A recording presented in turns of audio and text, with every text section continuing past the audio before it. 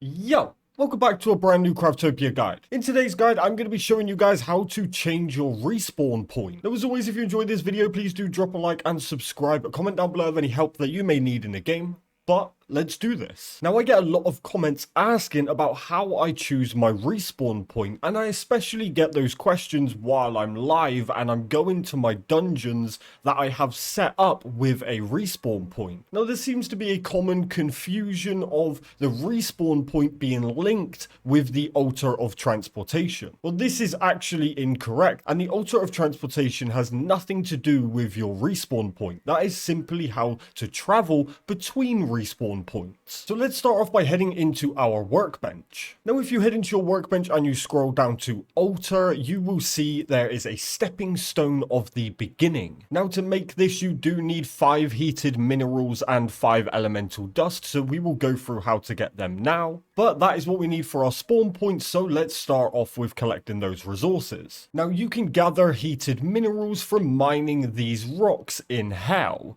These will drop heated minerals, and so will killing mobs in hell. But there is actually a lot easier way to do this, and I have a full guide on a heated mineral farm on my channel. But I will give you a quick rundown now. We're just going to build 4 high, so we've got a nice platform to chill on, and 4 out. Once we're out, we're going to place 1 more on the end. Then I'm going to place a sprinkler in 1 of each of the corners. Just like so. Now I'm going to destroy this floor between me.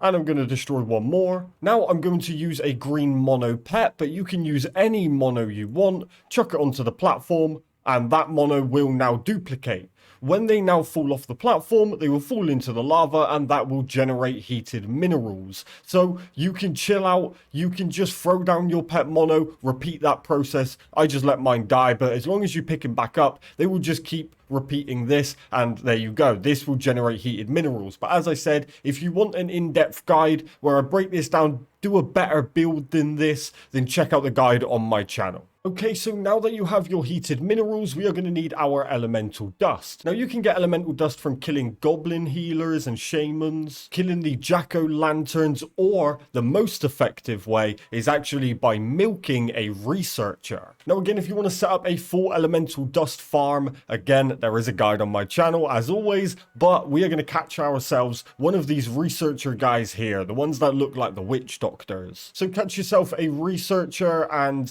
take him back to your base. Okay, so now I'm going to set down a livestock farm, and I'm going to throw my researcher into it. So I'm just going to chuck him in, and he will now create a hell of a lot of elemental dust. Now, I can collect this manually, or I can place on droppers to allow it to be fired out. Now, if you want to keep him alive, you are going to need to put down a mono healing setup, or use arch heal to keep him alive. But you could set down a bunch of researchers and really farm elemental dust very fast. So I'm going to place some droppers on here. Because I'm lazy, I'm going to place a whole bunch on. And as you can see, the elemental dust just farms out. Now, as I said, I've got an in-depth guide on this on my channel, but this is essentially how you can get yourself a lot faster elemental dust than going and actually fighting things. So I'm going to farm this up, and we are going to go and create ourselves a stepping stone of the beginning. So let's head back into our workbench, head down to the altar, and there we have the stepping stone of the beginning, and we have the resources for it. Now, these are very useful, and you will end up using a lot of them. So I do recommend setting up a proper farm to make yourself a good few hundred of these, and then you can just go crazy with them. Every island you could have a dedicated spawn. So let's use our stepping stone. So I'm going to travel to this empty island here, and you will see the default spawn. So as you can see, I spawned right in this exact square here. Now, this is fine if you want to build a base here. However, I want to build my base out in the water a little bit. So I'm going to come out here,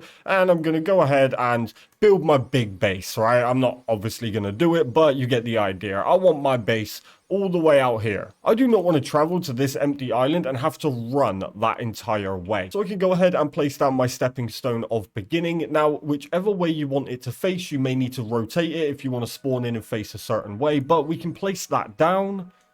And as you can see, this is currently inactive. Now we can activate that, And there we go, that is now the new spawn point. So wherever I am, if I was to hit a teleport potion or a transportation altar, I will end up back at that spawn point. Now, the reason these are especially useful is they will make farming bosses a hell of a lot easier, or farming any resource for that matter. What I like to do personally is I find an island, and once I'm completely done with this island, all dungeons have been ran, but there was one specific dungeon on that island that had a great boss, a boss I want to keep, an executioner, a royal tomb with a griffin, whatever it may be, a boss that you want to keep and you want to farm so you can keep going back to it. Well, these will be amazing for it. So let's take this dungeon here, for example. Let's just say I've ran this dungeon, and at the end is a boss that I want to keep. I want to make sure I can go back to him at any time I like and farm the resources that he drops. So what I'm going to do is I'm going to place down my stepping stone,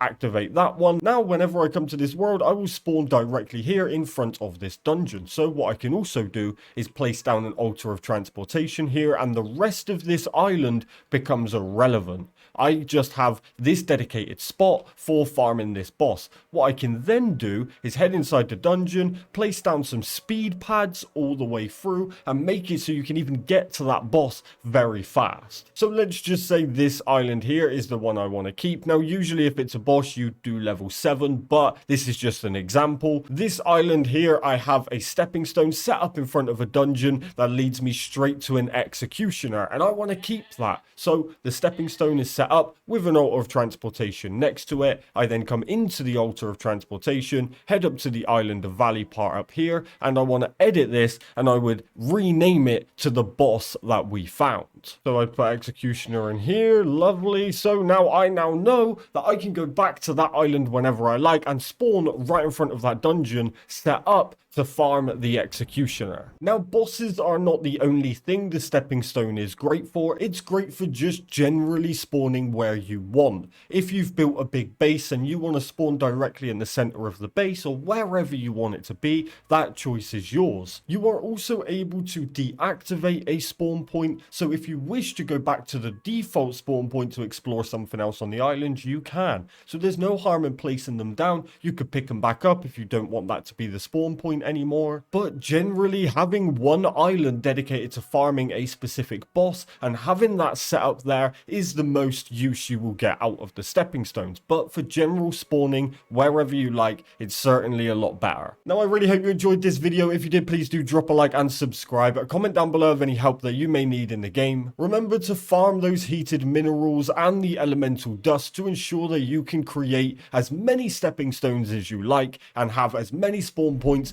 wherever you want. But most importantly, enjoy the rest of your day. Stay safe, and I'll catch you guys in the next video. Peace!